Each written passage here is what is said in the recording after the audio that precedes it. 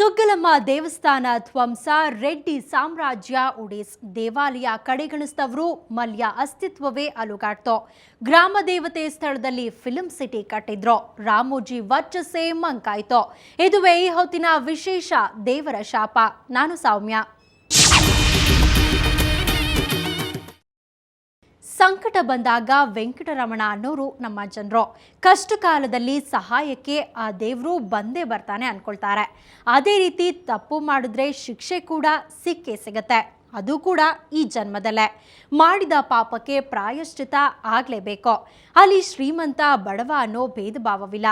ಅದೇ ರೀತಿ ನಾವಿವತ್ತು ಮೀಸೆ ತಿರುವಿ ಮೆರೆದವರು ಮತ್ತೆ ಹಿಂತಿರುಗಿ ನೋಡಿದವರ ಕಥೆಯನ್ನ ಹೇಳ್ತೀವಿ ಸಮಥಿಂಗ್ ಸ್ಪೆಷಲ್ನಲ್ಲಿ.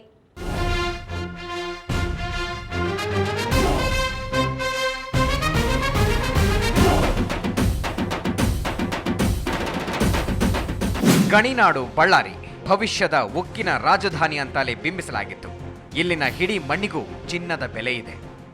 ಆ ಕಾರಣದಿಂದಲೇ ಕಪ್ಪು ಮಣ್ಣು ಮಾರಿ ಕೋಟಿ ಕೋಟಿ ಗಳಿಸಿದವರೂ ಇದ್ದಾರೆ. ಈ ಮಣ್ಣಿನಿಂದಲೇ ಕರ್ನಾಟಕ ರಾಜಕೀಯದಲ್ಲಿ ರೆಡ್ಡಿ ಬ್ರದರ್ಸ್ ಅನ್ನೋ ಕಿಂಗ್ ಮೇಕರ್ಗಳು ಹುಟ್ಟಿಕೊಂಡಿತ್ತು.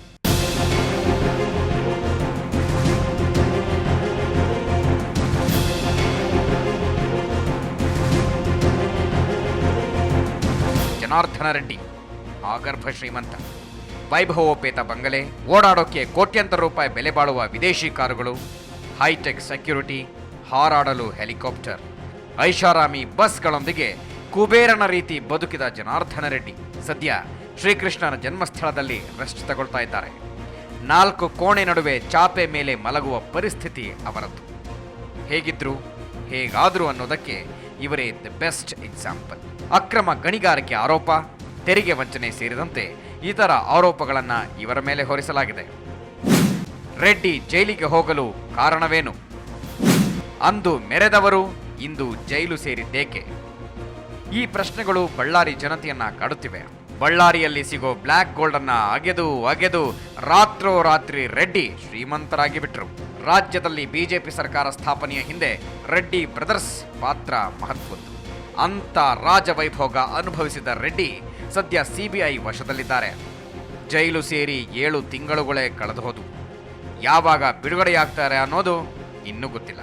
ಆದರೆ ರೆಡ್ಡಿಗೆ ಬಳ್ಳಾರಿಯ ಸುಗ್ಗಲಮ್ಮ ದೇವಿಯ ಶಾಪ ತಟ್ಟಿದೆ ಅನ್ನೋದು ಕೆಲವರ ಮಾತು.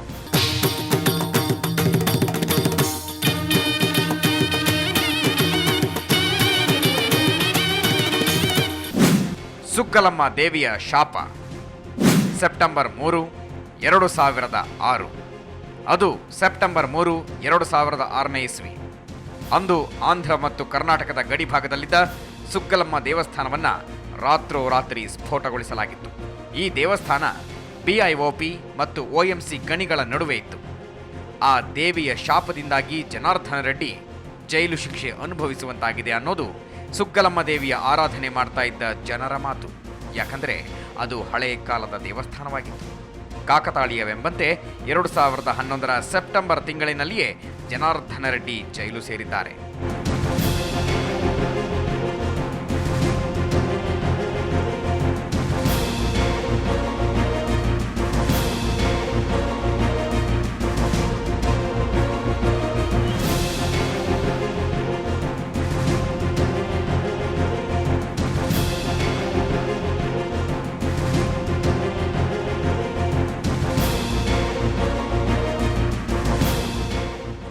ಸುಗ್ಗಲಮ್ಮ ದೇವಾಲಯ ಸ್ಫೋಟಿಸಿದ ನಂತರ ರೆಡ್ಡಿ ಸಹೋದರರು ಮಾಡಿದ ತಪ್ಪಿಗಾಗಿ ಶಾಂತಿ ಮಾಡಿಸೋದಕ್ಕೂ ಪ್ರಯತ್ನ ಪಟ್ಟರಂತೆ.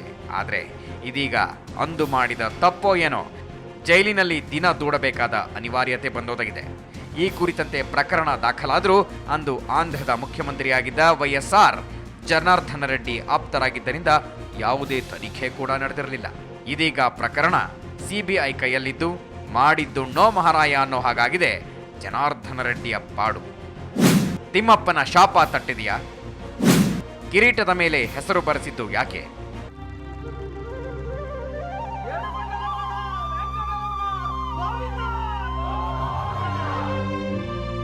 ಅದಿವೋ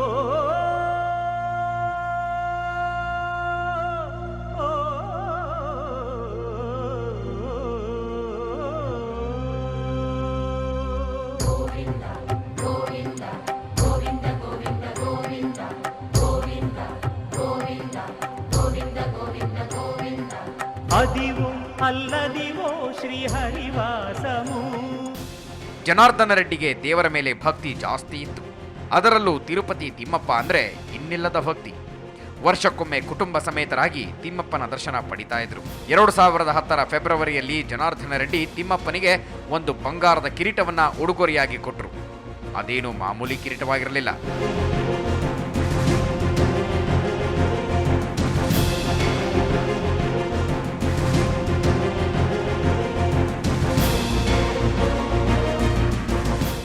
ಜನಾರ್ದನ ರೆಡ್ಡಿ ಕೊಟ್ಟ ಕಿರೀಟ ಅತ್ಯಂತ ಬೆಲೆ ಬಾಳುವ ಕಿರೀಟ. ಅದರ ಬೆಲೆ ಬರೋಬ್ಬರಿ 45 ಕೋಟಿ ರೂಪಾಯಿ, 30 ಕೆಜಿ ಬಂಗಾರವಿತ್ತು.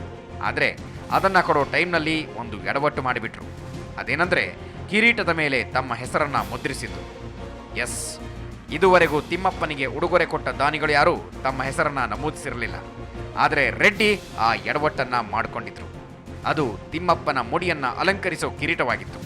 ಇದರಿಂದ ತಿಮ್ಮಪ್ಪ ಕೋಪಗೊಂಡಿದ್ದಾನೆ ಅಂತ ಭಕ್ತರು ಹೇಳ್ತಾ ಇದ್ದಾರೆ. ಇದಿಷ್ಟು ಜನಾರ್ದನ ರೆಡ್ಡಿಯ ಹಣೆ ಬರಹವಾಯಿತು. ಇನ್ನು ವಿಜಯ್ ಮಲ್ಯ ಕೂಡ ಗುಡಿ ಗುಂಡಾರ ಸುತ್ತಿದ್ದಾರೆ. ಅದಕ್ಕೂ ಒಂದು ಕಾರಣವಿದೆ. ಅದೇನು ಅಂತ ಹೇಳ್ತೀವಿ ಒಂದು ಸಣ್ಣ ಬ್ರೇಕ್ನ ನಂತರ.